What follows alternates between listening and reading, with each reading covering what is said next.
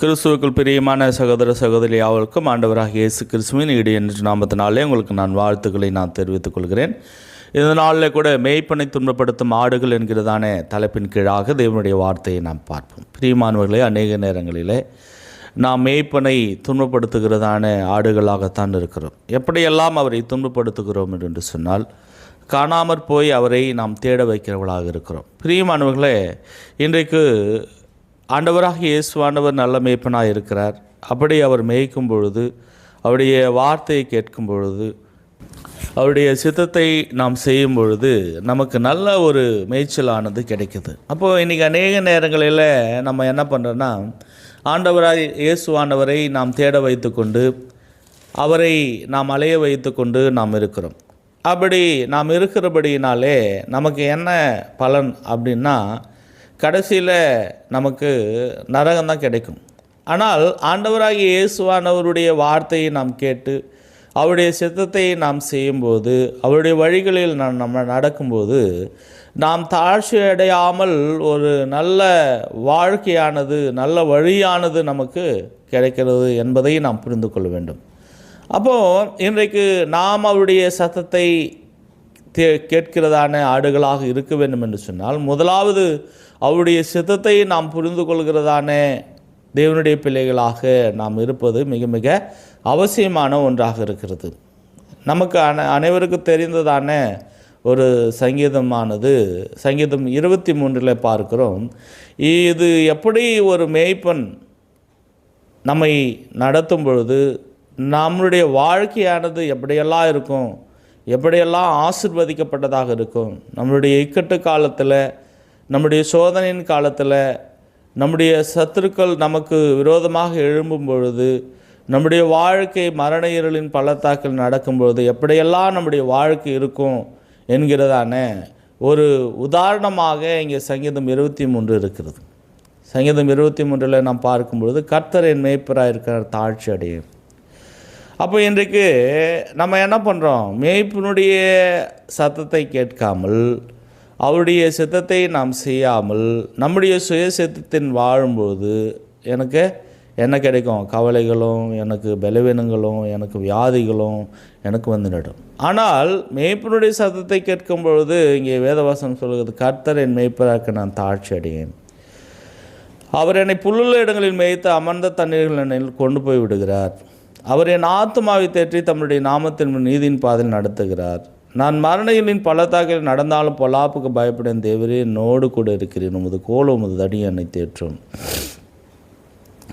என் சதுரங்களுக்கு முன்பாக எனக்கு ஒரு பந்தியை ஆயத்தப்படுத்தி என் தலையை எண்ணெயால் அபிஷேகம் பண்ணுகிறேன். என் பாத்திரம் நிரம்பி வழிகிறது. என் ஜீவனுள்ள நாளெல்லாம் நன்மையும் கிருபையும் என்னை தொடரும். நான் கர்த்தருடைய வீட்டிலே நீடித்த நாட்களாய் நிலைத்திருப்பேன். பிரியமானவர்களே, இந்த இடத்துல நாம் பார்க்கும் பொழுது, கர்த்தர் நம்முடைய மேய்ப்பனாக இருக்கும் பொழுது, நம்முடைய வாழ்க்கையில் எவ்வளோதான் இக்கட்டுகள், சோதனைகள், பலவீனங்கள் நமக்கு நேரிட்டாலும், மரணைகளின் பள்ளத்தாக்கில் நடந்தாலும், அவருடைய கோலும் தடியும் நம்மை தேற்றும் என்பதை உணரும் பொழுதுதான் நாம் என்ன பண்ணுவோம், மந்தையில் இருக்கிறதான ஆடுகளாக இருப்போம்.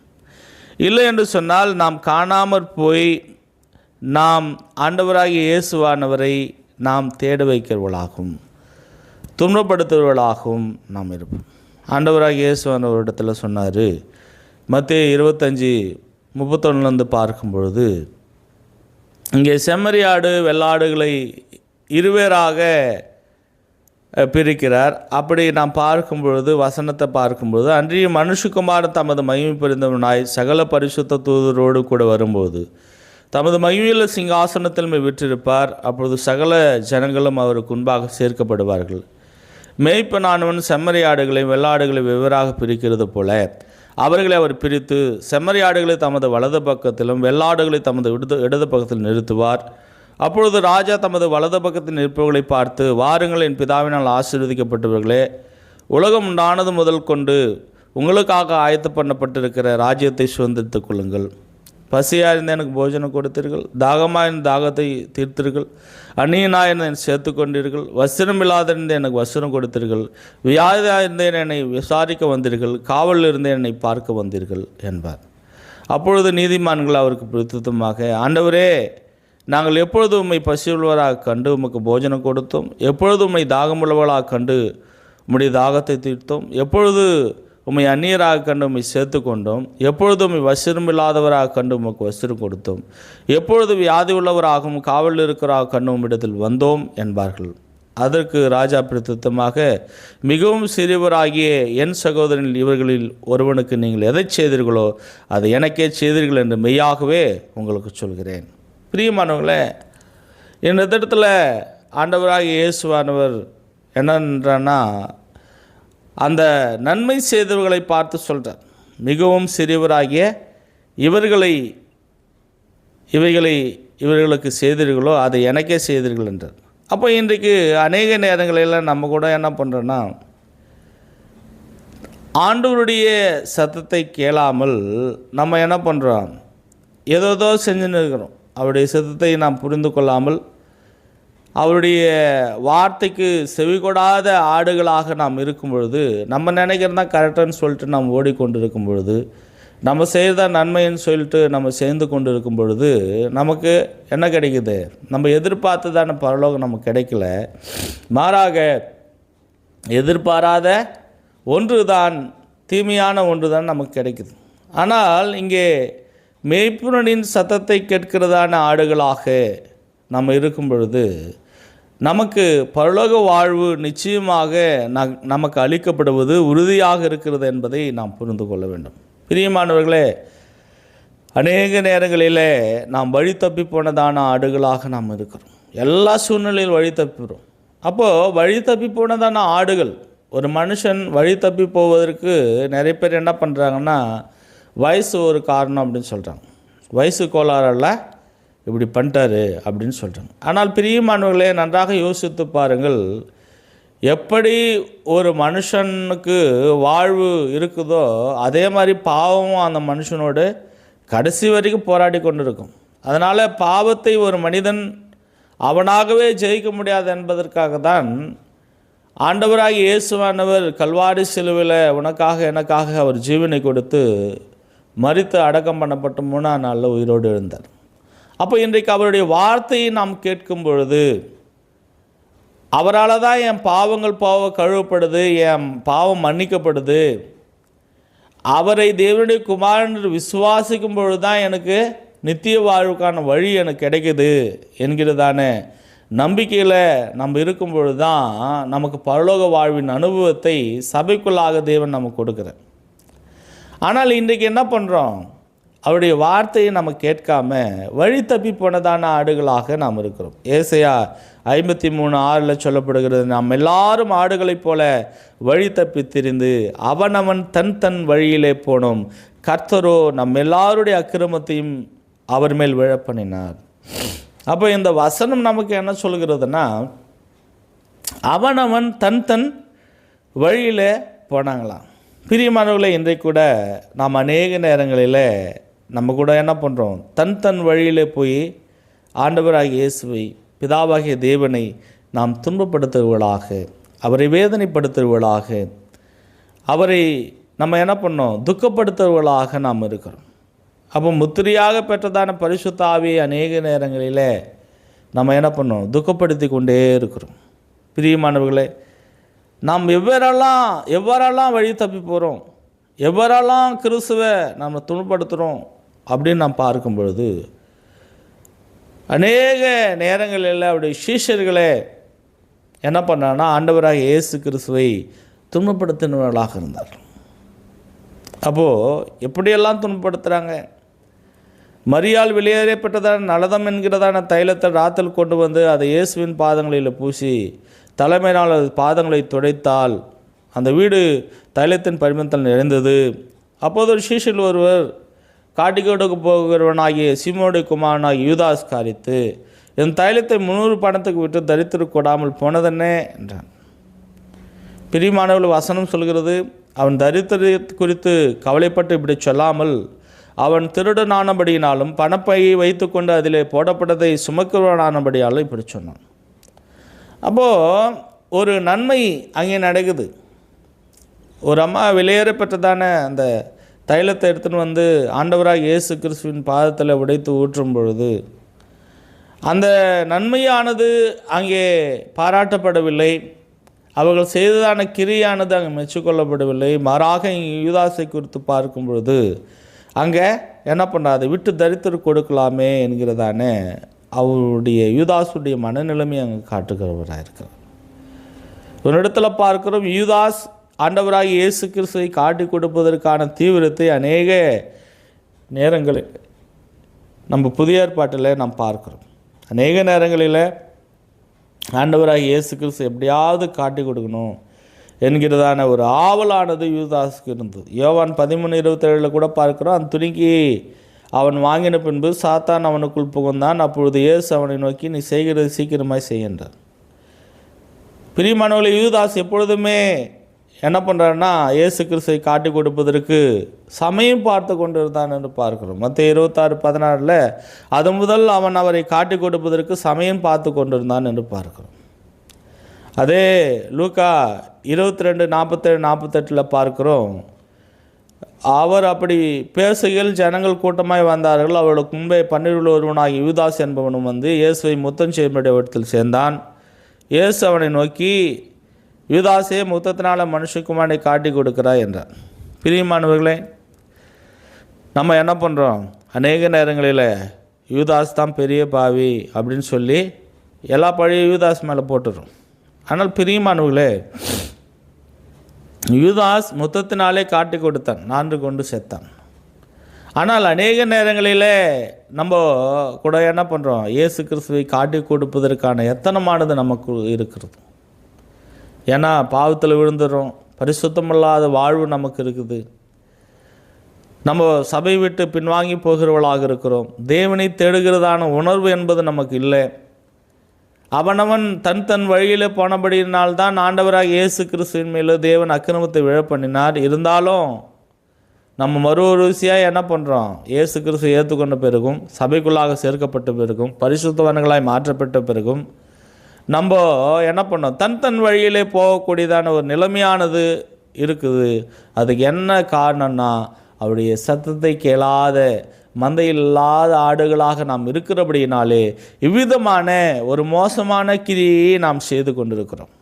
பிரியமானவர்களே, யூதாஸ் மாத்திரமல்ல, சத்தத்தை கேளாத ஆடு அவருடைய சீஷர்கள் அநேகர் அவருடைய சத்தத்தை கேளாதவர்களாக இருந்தார். பேதுரு மறுதலித்தவராக இருந்தார். மத்தேயு 26:56 பார்க்கிறோம், சீஷர்கள் எல்லாரும் அவரை விட்டு ஓடிப்போனார்கள். ஆகிலும் தீர்க்கதரிசியில் எழுதியிருக்கிற வசனங்கள் நிறைவேறும்படி இவைகளெல்லாம் சம்பவிக்கிறது என்றார். அப்போது சீஷர்கள் எல்லாரும் அவரை விட்டு ஓடிப்போனார்கள். தோமாவின் அவிசுவாசத்தை குறித்து பார்க்கிறோம். அவருடைய விழாவில் கையிட்டால் ஒழிய நான் நம்பமாட்டேன் அப்படின்னு தோமாவினுடைய அவிசுவாசம். யாக்கோபு யோவான் கூட என்ன பண்ணுறோம், அந்த இடத்துல பார்க்கும் பொழுது ஒரு சம்பவத்தை பார்க்க லூக்கா 9:53 பார்க்கும் பொழுது, அவர் எருசலேமுக்கு போக நோக்கமாக இருந்தபடியானால் அவ்வூரார் அவரை ஏற்றுக்கொள்ளவில்லை. அவருடைய சீஷராகி யாக்கோபு யோவான் அதை கண்டபோது, ஆண்டவரே, எலியா செய்தது போல வானத்திலிருந்து அக்னி இறங்கி அவர்களை அழிக்கும்படி நாங்களும் கட்டளையிட நமக்கு சித்தமா என்றார்கள். அவர் திரும்பி பார்த்து, நீங்கள் இது என்ன ஆவியுள்ளல் என்பதை அறியீர்கள் என்று அதட்டி, மனுஷகுமாரன் உடைய ஜீவனை அழிக்கிறதுக்கல்ல ரட்சிக்கிறதுக்கே வந்தார் என்றார். அதன் பின்பு அவர்கள் வேறொரு கிராமத்துக்கு போனார்கள். பிரியமானவர்களே, ஆண்டவராக இயேசு கிறிஸ்துவினுடைய சித்தத்தை அவர்கள் புரிந்து கொள்ளாமல் அவருடைய சிஷ்யர்கள் எப்பொழுதுமே ஒரு மன எழுச்சியினாலே, உணர்வு எழுச்சியினாலே அநேக முடிவுகளை எடுக்கக்கூடியதான ஒரு நிலைமையானது அவர்களுக்கு இருக்கிறது. அப்போது இன்றைக்கு எப்பொழுது அவருடைய சித்தத்தை நாம் கேட்போம். பிரியமானவர்களே, இன்றைக்கு பொதுவாக முதலாவது ஆண்டவராக இயேசு கிறிஸ்து ஏற்றுக்கொள்கிறவர்கள் ஆரம்பத்தில் அந்த விசுவாசம் இருக்கும். ஆனால் நாள்பட வேதத்தில் சொல்கிற மாதிரி ஆதியிலிருந்து தான் அன்பை விட்டு விட்டாய் என்கிறதான வசனத்தின்படியாக அநேகர் என்ன பண்ணுறாங்கன்னா, அந்த ஆதியிலிருந்து தான் அன்பானது நிறைய பேருக்கு இன்றைய காலகட்டத்தில் இல்லை. ஏன்னா அவருடைய எண்ணமும் சிந்தையும் என்ன பண்ணால் உலகத்தை அவர்கள் சார்ந்ததாக இருக்கிறபடியினாலே மறுவரிசையாய் அவர்கள் தண்டில் சேவகம் எழுதி கொண்டும் பிழைப்புக்கடுத்துதான அலுவல்களில் ஈடுபடுகிறதான ஒரு நிலைமையானது அவர்களுக்கு ஏற்படும் பொழுது, பிரியமானவர்களே, அதனால் தேவனுடைய ஆசீர்வாதத்தை அவர்கள் இழந்து போகலாக இருக்கிறது. அப்போ கிறிஸ்துவ வாழ்வு என்பது முடிவு பெறும் நிலைநிற்கிறதான ஒரு வாழ்வு. நான் மந்தையில் ஆடா ஒரு நாள் இருந்துட்டேன், ஒரு வாரம் சபைக்கு வந்துட்டேன், ஒரு நாள் கிறிஸ்துவ நான் வாழ்ந்துட்டேன், அதுக்கப்புறம் வாழ தேவையில்லை. ஞானஸ்நானம் எடுத்துட்டா அதுக்கப்புறம் கிறிஸ்துவனா வாழணும்னு அவசியம் இல்லை, சபைக்கு வரணும்னு அவசியம் இல்லை, அதோடு நேராக பரலோகத்துக்கு போவேணுங்கிறதான மூட நம்பிக்கைகள் இன்றைக்கு கிறிஸ்துவ வாழ்க்கையில் இருக்கிறது. ஆனால் பிரியமானவர்களே, நாம் இப்படிப்பட்டதான ஒரு நம்பிக்கையை விட்டுவிட்டு மாறாக உண்மையாக அந்த மேய்ப்பனுடைய சத்தத்தை கேட்கிறதான ஆடுகளாக நாம் இருக்கும் பொழுது மாத்திரம்தான் எனக்கு அங்கீகரிக்கப்பட்டதான ஒரு ஆசீர்வாதம் பரலோக ராஜ்யத்தின் சுதந்திரமானது நமக்கு கிடைக்கும். ஒரு இடத்துல கூட பார்க்கிறோம், யோவான் 21:3 நாம் பார்க்கும் பொழுது பேதுருடைய கீழ்ப்படியாமை குறித்து நாம் பார்க்கிறோம். அவர் மறுதலித்தார். ஆண்டவராக இயேசுவானவர் சொன்னதெல்லாம் வந்துட்டு சீமோன் பேதுரு மற்றவர்களை நோக்கி மீன் பிடிக்கப் போகிறேன் என்றார். அதற்கு அவர்கள் நாங்களும் உம்மோடு கூட வருகிறோம் என்றார்கள். அவர்கள் புறப்பட்டு போய் உடனே பரவேறினார்கள். அந்த ராத்திரியில் அவர்கள் ஒன்றும் பிடிக்கவில்லை. விடியற் காலமான போது இயேசு கரையில் நின்றார். அவர் இயேசு என்று சீஷர்கள் அறியாதிருந்தார்கள். இயேசு அவர்களை நோக்கி, பிள்ளைகளை புசிக்கிறதற்கு ஏதாவது இடத்தில் உண்டாய் என்றார். அதற்கு அவர்கள் ஒன்றுமில்லை என்றார்கள். அப்பொழுது அவர்கள், நீங்கள் படவுக்கு வலதுபுறமாக வலையை போடுங்கள், அப்பொழுது உங்களுக்கு அகப்படும் என்றார். அப்படியே அவர்கள் போட்ட திரளான மீன்கள் அகப்பட்டதினால் அதை இழுக்க மாட்டாதிருந்தார்கள். ஆதலால் இயேசுவுக்கு அன்பா இருந்த சீஷன் பேதுரை பார்த்து, அவர் கர்த்தர் என்றான். அவர் கர்த்தர் என்று சீமோன் பேதுரு கேட்டவுடனே தான் வஸ்திரமில்லாதபடியினால் தன் மேற்சட்டையை கட்டிக்கொண்டு கடலிலே குதித்தான். மற்ற சீஷர்கள் கரைக்கு ஏறக்குறைய 300 முழ தூரத்தில் இருந்தபடினால் படவில் இருந்து கொண்டே மீன்களுள்ள வலையை இழுத்து கொண்டு வந்தார்கள். பிரியமானவர்களை இந்த இடத்துல பார்க்கிறோம், ஆண்டவராக இயேசுவானவர் பேதுருவை எப்படியாக எதிர்பார்த்தார்னா அவர் ஒரு பிரதான ஒரு சிஷ்யனாக முதன்மைப்படுத்தி இருந்தார். ஆனால் இங்கே பேதுரை குறித்து பார்க்கிறோம், இயேசுவானவர் இருக்கும்போது தான் என்ன பண்ணுறாங்க, அவருடைய மறுதளித்தார் என்றால் கூட இயேசுவானவருக்கு ஒரு நல்ல ஒரு சீஷனாக இருந்தார். ஆனால் இங்கே பார்க்கிறோம், ஆண்டவராக இயேசுவானவர் மரித்து அடக்கம் பண்ணப்பட்டிருக்கிறார். அவர் 3ஆம் நாளில் உயிரோடு இருந்திருப்பார் என்கிறதான ஒரு நம்பிக்கையெல்லாம் மறந்து போய் மறுவரிசையாக இவர் எதை செய்யணுமோ அதை செய்யாமல் மறுபடியுமாய் அவர் மீன் பிடிக்க போகிறார்.